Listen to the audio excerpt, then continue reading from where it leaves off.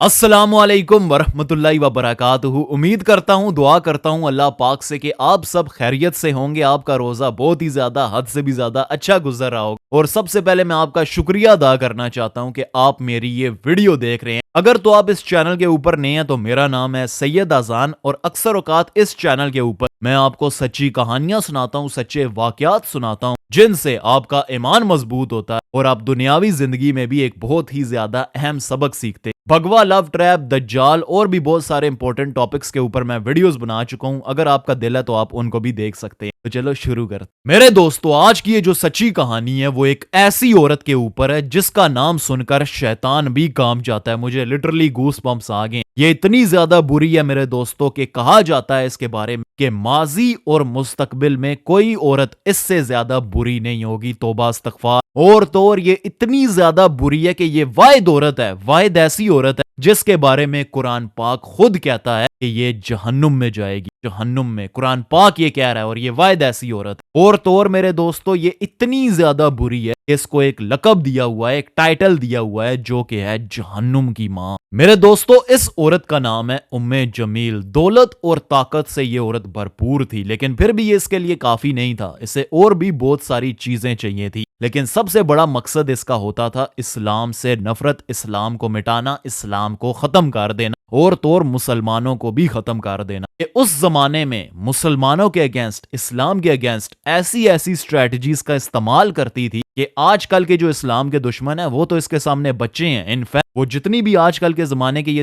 इस्लाम के दुश्मन है, जितनी भी स्ट्रेटजीज वगैरह इस्तेमाल करते हैं ना इस्लाम को मिटाने की, मुसलमानों को मिटाने की, वो सब इन्होंने इसी से ही सीखी हुई है, इसी ने ही इजाद किया। तो मैं ऐसे समझ लो कि इस्लाम से नफरत इसी औरत की इजाद। मेरे दोस्तों, अक्सर औकात काफी सारे लोग ये सोचते हैं औरत को लेकर ये बहुत ही ज्यादा कमजोर होती है, मासूम होती है, इसको बेवकूफ बनाना आसान होता है। और बुरा मत मानना प्लीज, लेकिन माजी में मैं भी उन्हीं मर्दों में से था जो यही सोच रखता था कि यार औरत कुछ नहीं कर सकती। लेकिन ये वो वाहिद औरत है जिसके बारे में जब मुझे पता चलता है तो मैं समझ जाता हूं कि भाई साहब, औरत जब कुछ करने पे आती है तो बहुत कुछ कर सकती है। औरत शैतान को भी पीछे छोड़ सकती है। और मेरे दोस्तों, इसकी कहानी ऐसी है इस औरत की, उम्मे जमील की, कि इसकी कहानी सुनकर शैतान को जब पता चला था ना, शैतान भी हैरान हो गया। शैतान भी कांप उठा था कि यार ये कौन है, मैं तो इसके आगे बच्चा हूं। मतलब इतनी ज्यादा ईवल है ये औरत जिसकी मैं आपको कहानी सुनाने वाला। मेरे दोस्तों, उम्मे जमील ये ना कुरैश के कबीले से तल्लक रखती थी और ये जो कुरैश का कबीला है ये मक्का का सबसे ताकतवर कबीला है। वेल, इसी कबीले में इसके जो वालिद हैं वो भी रहा करते थे जिनका नाम था हब बिन उमैया।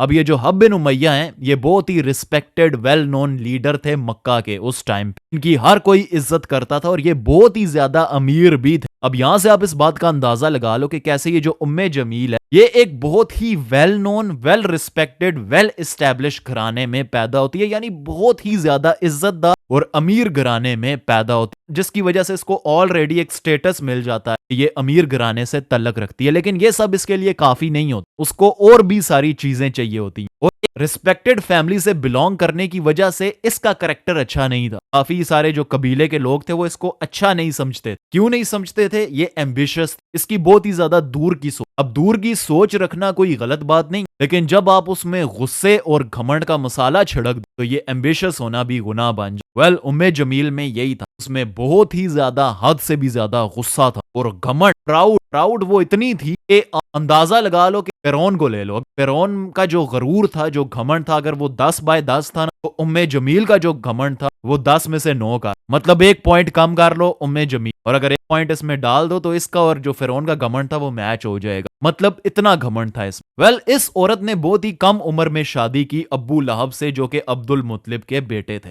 अबू लहब के बारे में अगर आपको थोड़ा बहुत पता हो तो ये भी बहुत ही ज्यादा अमीर इंसान थे कुरैश में। इनके पास भी बहुत ही ज्यादा दौलत थी। ये तजारत करते थे, यानी कि ताजर थे, सौदागर थे। अब इनसे शादी करने के बाद जो उम्मे जमील होती है वो, उसकी जो दौलत होती है वो दुगनी हो जाए, वो बहुत ही ज्यादा खुश होती है और ज्यादा पावरफुल बन जाती है। वेल, एटलीस्ट दौलत के मामले में, पैसों के मामले में वो बहुत ही ज्यादा ताकतवर हो जाती है। अब जो कुरैश का कबीला था इसके लिए सब कुछ यही होता था कि ये कहती थी कि जो कुरैश का कबीला है उसे मक्का का one of the most powerful कबीला ही होना चाहिए। मतलब कुरैश के कबीले से तो कोई आगे जाए ही ना। ये नंबर 1 है, नंबर 1 ही रहना चाहिए। जहां पर काफी सारे ताजर, उस टाइम के जो दुकानदार होते थे, मतलब कारोबार करने वाले लोग होते थे, उनके लिए अपना काम ज्यादा इंपॉर्टेंट था, दौलत ज्यादा इंपॉर्टेंट थी। उम्मे जमील के लिए सबसे ज्यादा पावरफुल, सबसे ज्यादा जरूरी चीज उसकी लीडरशिप थी। उसका जो मुकाम था वो उसके लिए बहुत ही ज्यादा जरूरी था। वो चाहती थी कि कुरैश हमेशा के लिए नंबर 1 ही रहे। उसको बहुत ही ज्यादा डर लगता था अपनी दौलत खोने से, और ये जो कुरैश की रेपुटेशन है, इसको खोने से वो बहुत ही ज्यादा डरती थी। और इसमें इसके अपने कानून चलते थे, यानी जो अमीर है उसको मतलब ज्यादा बेनिफिट मिलेगा, जो गरीब है उसको ज्यादा बेनिफिट नहीं मिलेगा। और अक्सर औकात तो गरीब लोगों को ये कुरैश से निकाल भी देती थी। मतलब इतना ज्यादा घमंड था इसमें। एट द सेम टाइम इसकी एक और क्वालिटी थी, वो क्वालिटी थी इसकी लंबी जुबान। लंबी जुबान वाली औरत तो वैसे भी जो है ना, जन्नत का दरवाजा, जन्नत की उसे खुशबू तक नहीं आएगी, दरवाजा तो दूर की बात है। तो जो उम्मे जमील होती है, इसकी जो लंबी जुबान होती है, तेज तेज जुबान होती है, ये भी इसकी एक बहुत ही बड़ी क्वालिटी होती है। अब मिसाल के तौर पे कुरैश में वो अगर किसी औरत से नफरत करती है तो वो उसको कैसे बदनाम करती है वो आप सुनो। वो अक्सर औकात औरतों को अपने इर्द गिर्द इकट्ठा करती है, कुछ को पैसे देती है, कुछ से दोस्ती करती है, कुछ को किसी किस्म की लालच देती है, और उनको झूठी झूठी कहानियां बताती है उस बंदे के बारे में, उस फलां बंदे के बारे में या फलां औरत के बारे में जिससे वो नफरत करती है, कि वो तो ऐसी है, इसने इस्तगफार जिना कर रखा है, ये तो चोर है, इसने मेरे घर में चोरी की थी। और आपको पता है कि जो रूमर होते हैं, अफवाह, वो आग से भी ज्यादा तेज फैलते हैं, स्पेशली अगर वो एक औरत के मुंह से दूसरी औरत के पास जाए। ये हकीकत है, इसमें कोई बुरा मानने वाली बात नहीं है, ये हकीकत, ऐसा होता है। रूमर ऐसे आग से भी ज्यादा तेज फैलते हैं, और इसी चीज का ये सहारा उम्मे जमील लेती थी उस दौर में मेरे दोस्तों। इसीलिए मैंने कहा कि उसकी जो स्ट्रेटजीज हैं, उसकी टैक्टिक्स हैं, आजकल के जो लोग हैं वो भी इस्तेमाल कर रहे हैं, इतनी बुरी थी वो। लेकिन एक दिन मेरे दोस्तों, मक्का के लिए एक बहुत ही शॉकिंग न्यूज आ जाती है। मक्का में एक बहुत ही शॉकिंग न्यूज फैल जाती है। अब मैं आपको गैस करने का मौका देता हूं कि वो शॉकिंग न्यूज क्या होगी। मक्का में आज तक की सबसे शॉकिंग न्यूज क्या थी,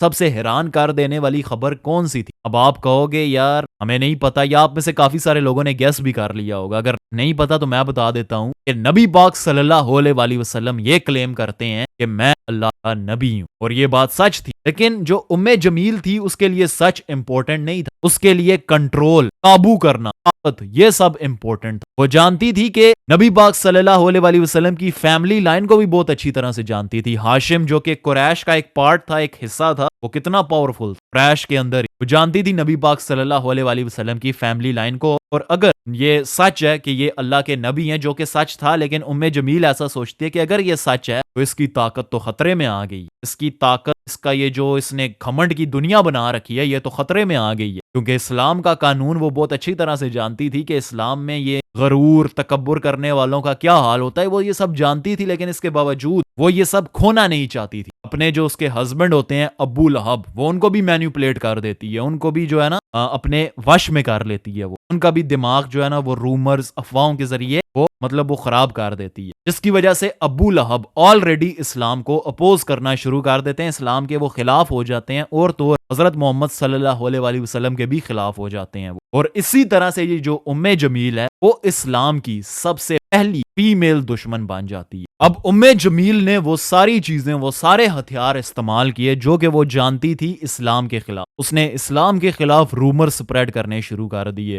नाउजुबिल्लाह, हमारे प्यारे आका सल्लल्लाहु अलैहि वसल्लम के बारे में झूठी अफवाहें फैलानी शुरू कर दी। इस्लाम के बारे में वो कुछ जानती नहीं थी, लेकिन फिर भी इस्लाम की बुराई करना उसने शुरू कर दी। इस्लाम तो ये कहता है, इस्लाम तो वो कहता है, इस्लाम जो है ना अमीरों के खिलाफ है, ये वो, मतलब ऐसी झूठी झूठी जो बातें आजकल के जिस तरह के लोग करते हैं, वैसे ही उसने भी करनी शुरू कर दी। इस्लाम तो अयाशी से रोकेगा, जिंदगी में आए हो 2 दिन के लिए, एंजॉय करो, मतलब ऐसी, समझ रहे हो ना आप, मैं समझाने के लिए ये सब बातें बोल रहा हूँ। ऐसे ऐसे करके जो है ना, वो इस्लाम के बारे में झूठी झूठी अफवाहें फैलाने लगी। और उसकी अफवाहें, उसकी ये जुबान इतनी तेज थी मेरे दोस्तों, कि मक्का की जो तंग से तंग गलियां होती थी ना, उसमें भी इसकी ये अफवाहें सुनाई देने लगी। क्योंकि अक्सर औकात वो औरतों को, लोगों को पैसे देती थी कि तुम जो है ना अलग अलग जगहों पे जाके ये झूठी झूठी अफवाहें फैलाओ। मैं जो तुम्हें बात बताऊंगी वो तुमने हर छोटे से छोटे घर में बतानी है। मतलब ये उसकी पहली स्ट्रेटजी थी इस्लाम के अगेंस्ट, जो कि मक्का में ये शुरू करती है। अब मुझे ये बात बताने की जरूरत नहीं है कि मक्का का क्या हाल था नबी पाक सल्लल्लाहु अलैहि वसल्लम के आने से पहले पहले। अब जानते हो कि कितनी नाइंसाफी थी। जो इंसान ज्यादा अच्छे से झूठ बोल सकता था वही सच्चा था। कानून नाम की चीज ही नहीं थी। अमीर गरीब का हक मारता था। गरीब तो ऐसे थे जैसे वो एग्जिस्ट ही नहीं करते, वो है ही नहीं, उनका तो कोई हक हकूक है ही नहीं। और बेटियों के साथ क्या जुल्म होता था वो आप सभी जानते हैं, मुझे बताने की जरूरत नहीं है। अब यहाँ से आप इस बात का अंदाजा लगा सकते हैं कि हमारे प्यारे आका सल्लल्लाहु अलैहि वसल्लम का सिर्फ ये मकसद नहीं था कि उन्होंने दीन फैलाना था, बल्कि वो एक पूरे सिस्टम के अगेंस्ट खड़े होते हैं, एक बहुत ही पावरफुल सिस्टम के अगेंस्ट वो खड़े होते हैं अकेले। अब शुरू में जो उम्मे जमील होती है वो इस चीज को सीरियस नहीं लेती। जब नबी पाक सल्लल्लाहु अलैहि वसल्लम इस बात का दावा करते हैं कि वो नबी हैं अल्लाह के, तो वो कहती है कि नहीं, ये ज्यादा देर तक नहीं चलेगा, ये जो है ना खत्म हो जाएगा। लेकिन जैसे जैसे वक्त गुजरता गया उसने देखा कि कैसे कैसे लोग जो है ना इस्लाम कबूल कर रहे हैं, आहिस्ता आहिस्ता जो है ना इस्लाम फैल रहा है, तो उसके अंदर गुस्सा भरता गया, उसके अंदर जो है ना गरूर आता गया, वो उसको डर लगने लगा। वो तो मतलब गुस्से से जो है ना एक जी भी उसमें कश्मकश में चली गई। अब जो ये उम्मे जमील थी, make no mistake about it, इसका ना एक बहुत ही बड़ा इन्फ्लुएंस था मक्का की औरतों के ऊपर। मतलब जो ये बात कह दे वो ऐसे फैलती थी जैसे आग फैलती है खुश्क जंगल में, ऐसे इसकी बात फैलती थी। और इसी चीज का इस्तेमाल करके उसने इस्लाम के बारे में झूठी झूठी खबरें फैलाई, नाउज़ बिल्लाह,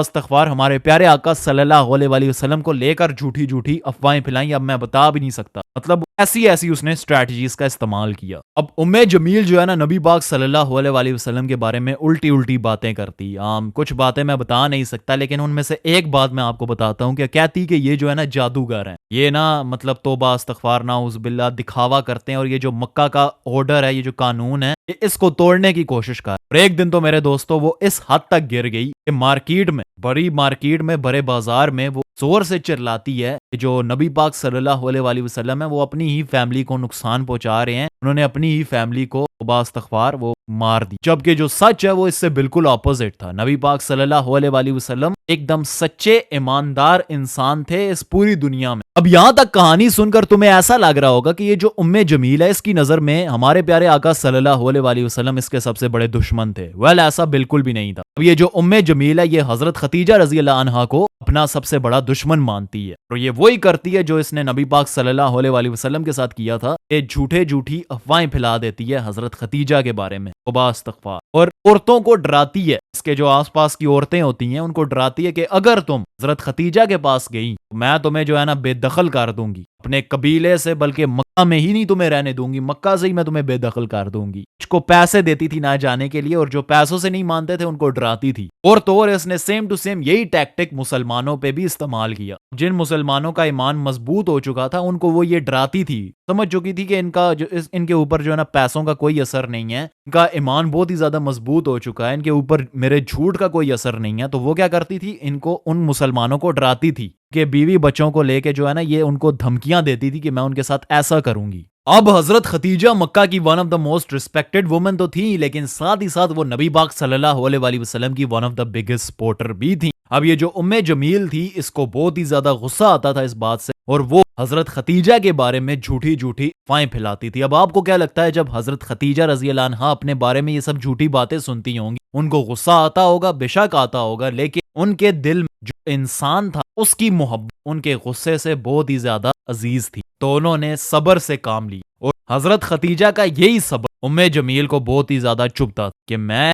मतलब इतनी बुरी बुरी बातें फैला रही हूँ लेकिन इनको कोई फर्क ही नहीं पड़। अब जमील जो थी उसको नबी पाक सल्लल्लाहु अलैहि वसल्लम से इतनी नफरत होगी मेरे दोस्तों कि जिस पाथ के ऊपर, जिस जगह से नबी पाक सल्लल्लाहु अलैहि वसल्लम गुजरते उस जगह पे उम्मे जमील कांटे और पत्थर बिछा दिया करती, तौबा इस्तग़फ़ार। और तो एक मर्तबा हमारे प्यारे आका सल्लल्लाहु अलैहि वसल्लम नमाज पढ़ रहे थे कि ये अपने बंदों को, ये और अबू लहब अपने बंदों को कहते हैं कि इनके ऊपर जाकर गंदगी फेंको, तौबा इस्तग़फ़ार। लेकिन वो जितनी मर्जी कोशिश कर लेती, उसने और तो और ये भी किया कि वो कहती कि ये जितने भी कारोबार हैं इनमें से मुसलमानों को निकाल दो, बल्कि इस कबीले से ही मुसलमानों को निकाल दो, ताकि उनको इस गलती की उनको सजा मिलनी चाहिए। लेकिन जो मर्जी वो कर लेती, वो जो मर्जी कर लेती, मुसलमानों की तादाद बढ़ती चली गई, बढ़ती चली। अब यहाँ पर जो है ना कहानी आकर थोड़ी इंटरेस्टिंग हो जाती है। अब जब झूठ से बात नहीं बन रही, झूठी अफवाहों से बात नहीं मान रही, काफी सारी स्ट्रेटजीज, टैक्टिक्स का इस्तेमाल कर लिया गया, लेकिन कोई बात नहीं बन रही, मुसलमानों की जो तादाद है वो बढ़ रही है, काफी सारे लोग इस्लाम कबूल कर रहे हैं, तो ये जो उम्मे जमील और अबू लहब होते हैं, ये मतलब गुस्से से पागल हो जाते हैं, बहुत ही ज्यादा इनको गुस्सा आता है, खाना खाना छोड़ देते हैं ये। और अब ये क्या करते हैं, हमारे प्यारे आका सल्लल्लाहु अलैहि वसल्लम को मारने की साजिश करते हैं ये लोग। सूरह अल मसाद मेरे दोस्तों, ये वो सूरह है, ये वो सूरत है जिसके अंदर ये जो अबू लहब है और इसकी ये जो बीवी है उम्मे जमील, इसकी जो फेट है यानी इसका जो अंजाम है वो तय हो चुका है कि इनके साथ क्या होने वाला है। यानी ये दोनों मतलब जहन्नुम में जाने वाले हैं, ये एकदम तय हो चुका है। बुराई का ये जो होता है ये भले ही जितना मर्जी ही लंबा हो, लेकिन अंजाम इसका सिर्फ और सिर्फ एक ही होता है और वो है सत्यानाश, बेड़ा गर्क हो जाता है इस बुराई का। और इन दी एंड हमेशा और हमेशा जीत सिर्फ वाहिद और हक जात की होती है जिसका नाम है अल्लाह और जिसका वो साथ दे। और इसी तरह से एक मर्तबा हमारे प्यारे आका सल्लल्लाहु अलैहि वसल्लम कुरैश के पूरे कबीले को इकट्ठा करते हैं और पहाड़ की चोटी के ऊपर चढ़ के कहते हैं कि ए कुरैश वालों, अगर मैं तुमसे ये कहूं कि इस पहाड़ी के पीछे एक आर्मी है जो हमारे ऊपर हमला करने वाली है, तो क्या तुम मेरा यकीन मानोगे? तो कुरैश वाले कहने लगे हाँ बिल्कुल, सब जोर से चिल्लाए हाँ जी क्यों नहीं करेंगे, आपने कभी झूठ नहीं बोला। अब अबू लहब ये सब देखकर बहुत ही ज्यादा गुस्सा हो रहा है कि कैसे नबी पाक सल्लल्लाहु अलैहि वसल्लम के कितने ज्यादा सपोर्टर्स हो चुके हैं, वो मतलब जो कहेंगे ये सच मान लेंगे। तो नबी पाक सल्लल्लाहु अलैहि वसल्लम कहते हैं इसी तरह से मैं तुम्हें एक सच बताना चाहता हूँ कि इस्लाम कबूल कर लो वरना तुम्हारे ऊपर अजाब नाजिल होगा। यानी वो क्यामत की बात कर रहे थे, मौत के बाद की जो जिंदगी है उसकी बात कर रहे थे हमारे प्यारे आका सल्लल्लाहु अलैहि वसल्लम। अब जो अबू लहब था वो गुस्सा हो गया, उसने क्या किया कि जमीन से मिट्टी उड़ाई और इस तरह जो है ना नबी पाक सल्लल्लाहु अलैहि वसल्लम की डायरेक्शन में फेंकी और कहा कि तुमने हमें ये बताने के लिए इकट्ठा किया है, मे यू बी पैरिश, यानी तुम्हारा खात्मा हो। जिसके बाद अल्लाह पाक ने ये एक आयत सूरह अल मसद में नाजिल की। अबू लहब के दोनों हाथ टूट गए और वो हलाक हो गया, उसका माल और जो कुछ उसने कमाया उसके काम ना आया और वो भड़कती हुई आग में पड़ेगा। और उसकी औरत यानी उसकी जो बीवी है जो ईंधन उठाए फिरती है उसकी गर्दन में मोंच की रस्सी है। ये इसकी जो है ना अंजाम है अबू लहब और उसकी बीवी का। ये अंजाम जो है ना कुरान पाक में लिख दिया गया और जैसा कि आप जानते हो कि कुरान पाक हक और सच की बात। अब काफी सारे लोगों को यहाँ पे थोड़ी सी गलत फहमी होगी क्योंकि अक्सर किताबों में मैंने पढ़ा कि ये जो आयत है ये बाद में नाजिल हुई, ऐसा नहीं था, ये उसी टाइम नाजिल हुई। मतलब जो ये उम्मे जमील और ये जो अबू लहब थे उनके सामने ये आयत नाजिल हुई, उनको पता चल गया कि उनका अंजाम क्या होने वाला। अब इमेजिन करो कि दुनिया में रहते हुए उन्हें इस अजाब की खबर मिल गई, उनका क्या हशर हुआ होगा। क्योंकि डीप डाउन वो जानते थे कि सच क्या, बस अपने घमंड की वजह से, अपने गरूर, अपने ताकत की वजह से वो उसको तस्लीम नहीं करना चाहते थे। उनको ऐसा लगता था कि वो सारी जिंदगी जिंदा रहेंगे। लेकिन मौत मेरे दोस्तों वो हकीकत है जो ना अमीर देखती है, ना गरीब देखती है, ना हिंदू देखती है, ना मुसलमान देखती है। मौत आकर रहेगी। कुरान पाक में ये जो लाइन लिखी हुई है ना ये मेरी फेवरेट, कि हर नफ्स मौत का मजा चखेगा। एट द सेम टाइम ये काफी खौफनाक आयत है लेकिन एट द सेम टाइम ये मेरी फेवरेट आयत है। मुझे याद दिलाती है कि मेरे ऊपर अच्छा बुरा वक्त हमेशा नहीं रहेगा, मेरा अंजाम वही है जो सबका अंजाम। ये चीज ये आयत याद दिलाती है। लेकिन अफसोस अबू लहब और उसकी जो वाइफ थी वो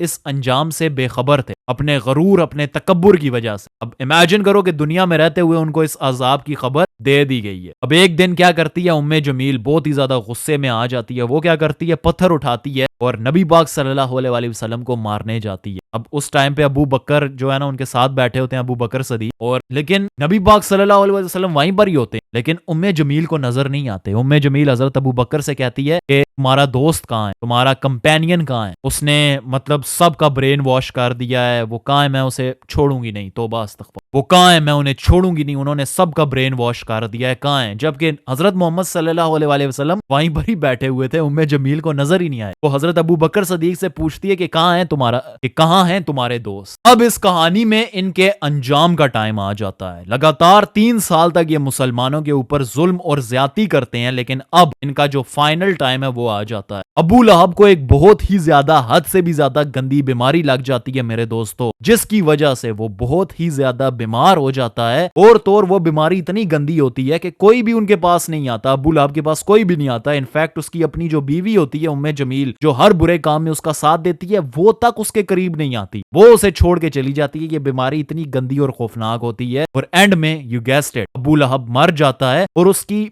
बॉडी तक को कोई नहीं दफनाता, कोई करीब भी नहीं आता। जब बू आ रही होती है, जब कुछ लोग फिर पैसे देते हैं कुछ लोगों को और फिर अबू लहब की जो बॉडी है उसको वहां से शिफ्ट कर दिया जाता है और दफना दिया जाता है। और दफनाया कैसे जाता है सुनना, पत्थरों से दफनाया जाता है, पत्थर रख दिए जाते हैं उसकी बॉडी के ऊपर। और ये जो उम्मे जमील है ये अब अकेली रह जाती है। एक औरत जिसके पास एक वक्त में इतना रुतबा था, इतनी पैसा था, इतना दौलत था, वो अब अकेली है, पागल औरतों की तरह मक्का में घूम रही है। ठीक है, काफी सारे लोग उसको देख के बातें कर रहे हैं कैसे जो है ना, ये जो सूरह अल मसाद में ये जो आयत नाजिल हुई है, यही इसका अंजाम। वाकई में सच थे, अल्लाह के अल्फाज सच थे। ये तो दुनिया में ही अजाब इसका शुरू हो गया, आखिरत तो हमेशा के लिए, वहां पे इसका क्या बनेगा। लेकिन वो अपनी ये जो फेट है वो इसको एक्सेप्ट नहीं करती, मजीद पागल होती चली जाती है, तोबा नहीं करती। वेल एंड में वो भी मारी जाती है। अब पता नहीं वो कैसे मरती है। कुछ लोग कहते हैं कि एक बहुत ही बड़ा पत्थर उसे कुचल देता है। कई बारी कुछ लोग कैसे हैं, कहते हैं कि उससे जो है ना रस्सी, एक बंदा जो है ना वो उसके जरिए वो मरती है। अब यहाँ पे कुरान पाक में ये रोप ऑफ फाइबर की जो बात है वो भी यहाँ से थोड़ी बहुत सच हो जाती है, लेकिन इसका मैं बताता चलूं कोई पक्का वो कंफर्म सोर्स नहीं है। लेकिन ये बस एक लोगों का आइडिया है कि ऐसे ये मरती है। लेकिन जो भी है वो एक बहुत ही खौफनाक मौत मर जाती है और उसका अंजाम कुरान पाक में क्लियर कट लिख दिया गया है। हम इंसानों के साथ यही मसला है कि हम इस दुनिया में रहते हुए ये सोच लेते हैं कि हम हमेशा के लिए रहेंगे, सारी जिंदगी दौलत के पीछे भागते हैं और जब दौलत मिल जाती है तो उससे सब कुछ खरीद लेते हैं, लेकिन फिर समझ में नहीं आता क्या करें और फिर हम गरूर, तकब्बुर और गुस्से से पागल हो जाते हैं। हमें हर वक्त में खुश रहना चाहिए, चाहे वो वक्त अच्छा हो बुरा हो, क्योंकि कोई भी वक्त है वो हमेशा के लिए नहीं रहेगा और हर एक एक इंसान का अंजाम वही होगा जो सबका होता आया और वो है मौत। तुम सबसे कामयाब इंसान बन सकते हो, तुम सबसे नाकाम इंसान बन सकते हो, लेकिन मंजिल सिर्फ और सिर्फ एक ही है और वो है मौत। तुम्हारी दौलत, तुम्हारा रुतबा, तुम्हारे दोस्त, तुम्हारे घर वाले तुम्हारे काम नहीं आएंगे। इस्लाम के जो बताया हुआ रास्ता है उस पे चलो, जितना हो सकता है उस पे चलो। इस कुछ टाइम की जिंदगी के लिए अपने जो है ना आखिरत को तबाह मत करो, अपने ईमान को मजबूत करो। अगर तुम्हारा ईमान कमजोर है तो उसे मजबूत करो। वेल मैं यही काम करता हूँ, इसीलिए मेरे इस चैनल को सब्सक्राइब कर देना। वीडियो पसंद आई है तो इसे भी लाइक कर देना और अगर हो सके तो मुझे इंस्टाग्राम के ऊपर फॉलो कर लेना। वहां पर मैं बहुत ही अच्छी अच्छी हदीसें तुम्हें बताता हूँ, सवाब कमाने के ढेर सारे मैं तरीके तुम्हें बताता हूँ। और अब तुम में से काफी सारे लोग सोच रहे होगे कि अजान भाई आपका जो पुराना इंस्टाग्राम था जिसके ऊपर 2 मिलियन से ज्यादा फॉलोअर थे उसका क्या हुआ है। वेल आसान लफ्जों में अगर मैं आपको जवाब दूं तो एक बहुत ही मामूली सी, छोटी सी, पिद्दी सी, मतलब चींटी जो खाती होगी ना, उस जर्रे से भी कम जरा अगर कोई होगा तो वो मैंने कीमत चुकाई है इस्लाम की खातिर। अब क्या ही बताऊं, समझ जाना तुम लोग। चला गया तो बिल्कुल भी ऐसा नहीं है कि कोई अफसोस है या कुछ भी है। मैं वही इस्लाम की खातिर हमेशा बनाता आया हूँ वीडियोस, इस्लाम की खातिर बनाऊंगा, अच्छी बनाऊं बुरी बनाऊं, अपनी पूरी कोशिश करता हूं अल्लाह को राजी करने के लिए और तुम्हें जो है ना सवाब कमाने में मदद करने के लिए। तो चैनल सब्सक्राइब कर देना, वीडियो लाइक कर देना। जज़ाकल्लाह, अल्लाह हाफिज।